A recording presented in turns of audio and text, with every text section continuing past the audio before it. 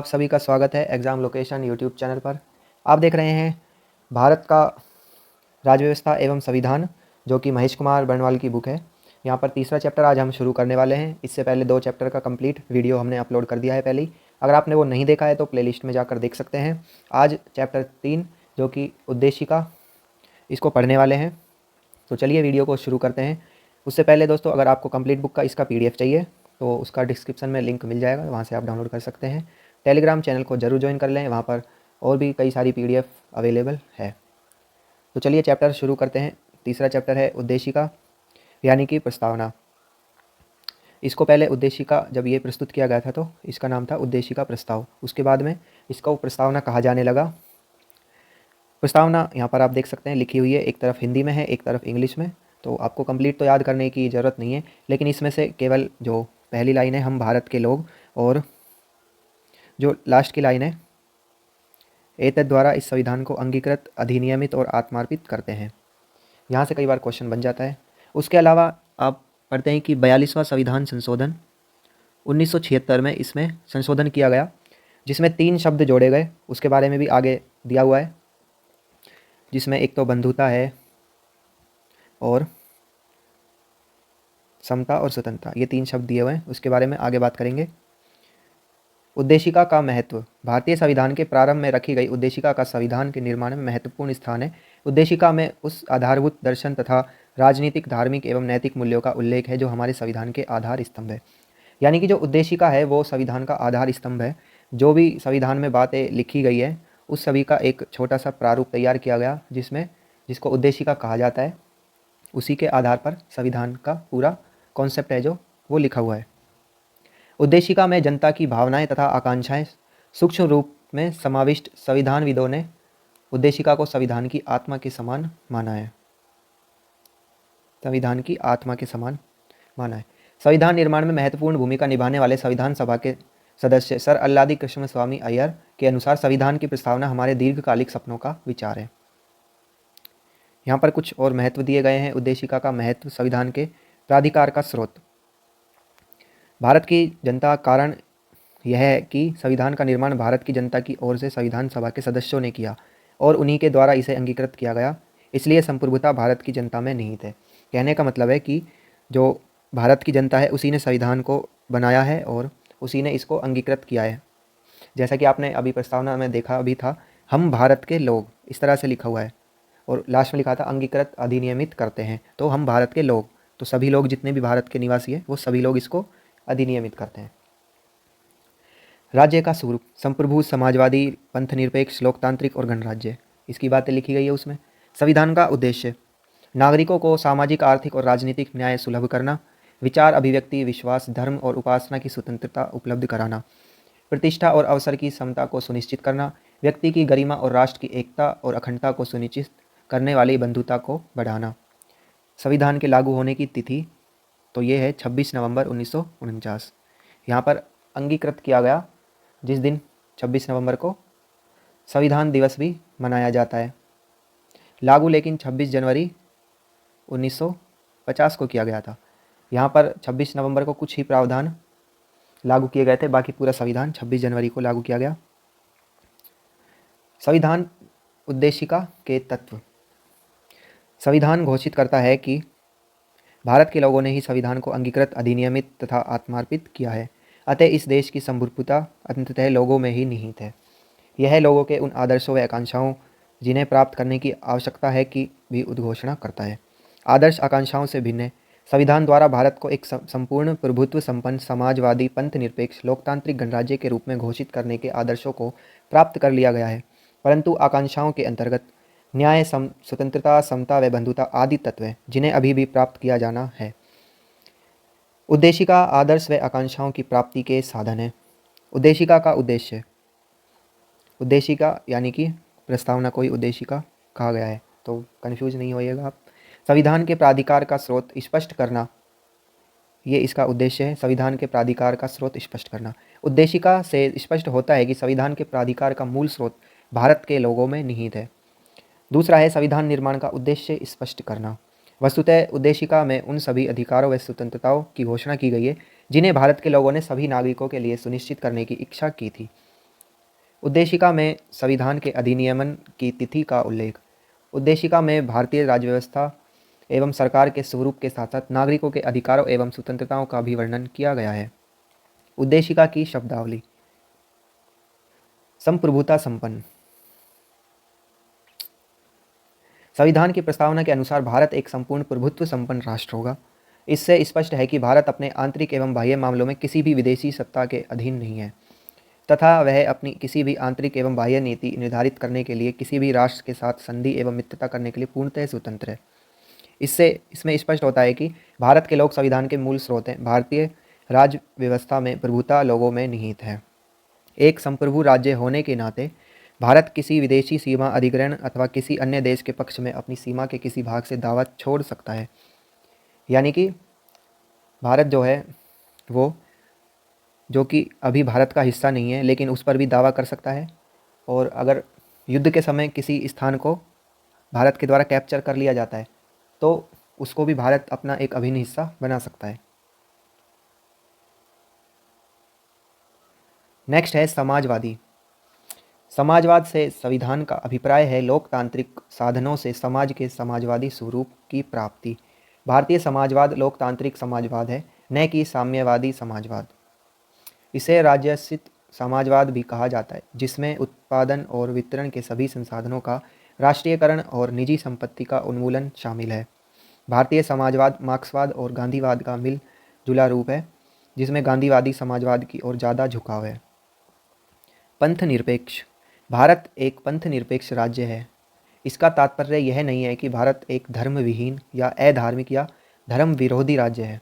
इसका सीधा अभिप्राय यह है कि यह राज्य स्वयं में धार्मिक नहीं है और सर्वधर्म समभाव के प्राचीन भारतीय सिद्धांत का अनुकरण करता है। इसका तात्पर्य यह भी है कि राज्य धर्म के आधार पर नागरिकों में विभेद नहीं करेगा। राज्य धर्म को किसी नागरिक का व्यक्तिगत विषय समझता है, जिसमें किसी धर्म में विश्वास करने या न करने का अधिकार सम्मिलित है। इसके बाद भी भारत अपने विशिष्ट सामाजिक सांस्कृतिक वातावरण के कारण उस अर्थ में पंथ निरपेक्ष नहीं है जिस अर्थ में पश्चिमी देश हैं। यहाँ पर पंथ निरपेक्ष तो है, लेकिन इसका जो तात्पर्य है वो अन्य देशों से भिन्न यहाँ पर लिखा गया है। 42वां संविधान संशोधन 1976 द्वारा संविधान की उद्देशिका में समाजवादी, पंथ निरपेक्ष और अखंडता शब्दों को जोड़ा गया। लोकतांत्रिक पद का तात्पर्य यह है कि केवल उन्हीं शासकों को सरकार चलाने का अधिकार है जो लोगों द्वारा निर्वाचित है।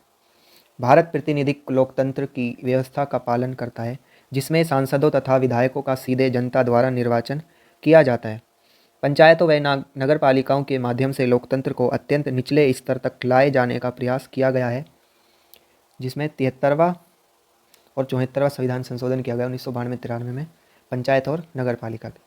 इसके होते हुए भी प्रस्तावना में न केवल राजनीतिक लोकतंत्र को अपितु सामाजिक व आर्थिक लोकतंत्र को भी सम्मिलित किया गया है। लोकतंत्र दो प्रकार का होता है, प्रत्यक्ष व अप्रत्यक्ष। लोकतंत्र दो प्रकार का होता है, प्रत्यक्ष व अप्रत्यक्ष। प्रत्यक्ष लोकतंत्र में लोग अपनी शक्ति का इस्तेमाल प्रत्यक्ष रूप से करते हैं, जैसे स्विट्जरलैंड में। प्रत्यक्ष लोकतंत्र के 4 मुख्य औजार हैं। कौन कौन से? परिप्रेक्षा, पहल, प्रत्यावर्तन या प्रत्याशी को वापस बुलाना, जिसे रिकॉल कहा जाता है, तथा जनमत संग्रह। ये प्रत्यक्ष जो लोकतंत्र है उसके प्रकार हैं। दूसरी ओर अप्रत्यक्ष लोकतंत्र में लोगों द्वारा चुने गए प्रतिनिधि सर्वोच्च शक्ति का इस्तेमाल करते हैं। नेक्स्ट है गणराज्य। गणराज्य की संकल्पना उस राज्य का प्रतीक है जिसमें जनता सर्वोच्च होती है। इसमें कोई विशेष अधिकार प्राप्त वर्ग नहीं होता और सभी सार्वजनिक पद बिना किसी भेदभाव के सभी नागरिकों के लिए खुले होते हैं। इसमें कोई वंशानुगत शासक नहीं होता तथा राज्य का अध्यक्ष लोगों द्वारा एक निश्चित अवधि के लिए चुना जाता है। सामाजिक, आर्थिक और राजनीतिक न्याय। उद्देशिका भारतीय राज्यों को कल्याणकारी प्रकृति के माध्यम से नागरिकों को राजनीतिक न्याय के साथ साथ सामाजिक एवं आर्थिक न्याय की प्राप्ति सुनिश्चित करती है। किसी भी प्रकार की अर्हता के बिना सार्वभौम वयस्क मताधिकार के द्वारा भारत में राजनीतिक न्याय सुनिश्चित किया गया है, जबकि पिछड़े हुए नागरिकों के लिए आरक्षण अनुच्छेद 15 का 4, उपाधियों का अंत अनुच्छेद 18 में दिया गया है तथा अस्पृश्यता का उन्मूलन अनुच्छेद 17 के द्वारा सामाजिक न्याय को सुनिश्चित किया गया है तथा राज्य के नीति निदेशक तत्वों के माध्यम से आर्थिक न्याय को भी सुनिश्चित किया गया है। सामाजिक, आर्थिक व राजनीतिक न्याय के इन तत्वों को 1917 की रूसी क्रांति से लिया गया है। तो अगर एग्जामिनर क्वेश्चन बनाए तो यहाँ से भी बना सकता है, सामाजिक, आर्थिक, राजनीतिक न्याय के तत्व 1917 की रूसी क्रांति से लिए गए हैं। विचार, अभिव्यक्ति, विश्वास, धर्म और उपासना की स्वतंत्रता। स्वतंत्रता एक मुक्त समाज की अनिवार्य विशेषता है जो किसी व्यक्ति के बौद्धिक, मानसिक व आध्यात्मिक पक्षों के पूर्ण विकास में सहायता करती है। भारतीय संविधान के अनुच्छेद 19 के अंतर्गत व्यक्तियों को 6 लोकतांत्रिक स्वतंत्रताओं तथा अनुच्छेद 25 से 28 के अंतर्गत धार्मिक स्वतंत्रता के अधिकार को सुनिश्चित किया गया है। अनुच्छेद 19 हम आगे पढ़ेंगे तो उसमें 6 प्रकार की स्वतंत्रता को पढ़ेंगे और अनुच्छेद 25 से 28 धार्मिक स्वतंत्रता है। प्रतिष्ठा और अवसर की समानता। समता का अर्थ है समाज के किसी भी वर्ग को कोई विशेष अधिकार नहीं और बिना किसी भेदभाव के हर व्यक्ति को समान अवसर प्रदान करने के बंद। ऐसे भी संविधान में प्रावधान किए गए हैं कि सभी व्यक्तियों को बिना भेदभाव के समान अवसर दिए जाएंगे, चाहे वो महिला हो या फिर पुरुष हो। जब तक प्रतिष्ठा व अवसर की समता नहीं है तब तक स्वतंत्रता रूपी फल को प्राप्त नहीं किया जा सकता। इस संदर्भ में भारतीय संविधान केवल धर्म, मूल वंश, जाति, लिंग या जन्म स्थान इनमें से किसी के आधार पर राज्य द्वारा किसी भी विभेद को अवैधानिक घोषित करता है। अनुच्छेद 15 में ये बातें लिखी गई है। धर्म, मूल वंश, जाति, लिंग या जन्म स्थान के आधार पर किसी से कोई भेदभाव नहीं किया जाएगा। इसके साथ ही समाज के उपेक्षित वर्गों को राष्ट्र की मुख्य धारा में जोड़ने हेतु संसद ने अनुसूचित जातियों, अनुसूचित जनजातियों तथा अन्य पिछड़े वर्गों के लिए कुछ कानून भी बनाए हैं। एससी और एसटी, इन दोनों का अलग से अनुच्छेद भी पढ़ते हैं हम। यह संरक्षणात्मक विभेद अर्थात उक्त वर्गों के संरक्षण हेतु किया गया सकारात्मक भेदभाव है। राज्य के नीति निदेशक सिद्धांत। अनुच्छेद 39 महिला तथा पुरुष को जीवन यापन के लिए पर्याप्त साधन और समान कार्य के लिए समान वेतन के अधिकार को सुनिश्चित करता है। अनुच्छेद 39 में ये बात लिखी गई है, महिला और पुरुष को समान अवसर और समान वेतन का अधिकार है। उद्देशिका संविधान का भाग होने पर विवाद। बेरुबारी यूनियन के मामले 1960 का ये मामला है। उच्चतम न्यायालय ने यह मत व्यक्त किया था कि प्रस्तावना संविधान का अंग नहीं है। जुलाई 1967 में गोलकनाथ मामले में सहमति प्रकट की गई थी कि प्रस्तावना संविधान निर्माताओं के मन की कुंजी है। जहां संविधान की भाषा अस्पष्ट या संदिग्ध हो वहां उसके अर्थ को स्पष्ट करने के लिए प्रस्तावना का सहारा लिया जा सकता है। वर्ष 1973, ये सबसे इम्पोर्टेंट है, के केशवानंद भारती बनाम केरल राज्य के वाद में सर्वोच्च न्यायालय ने 1960 के अपने पूर्व निर्णय को निरस्त कर दिया।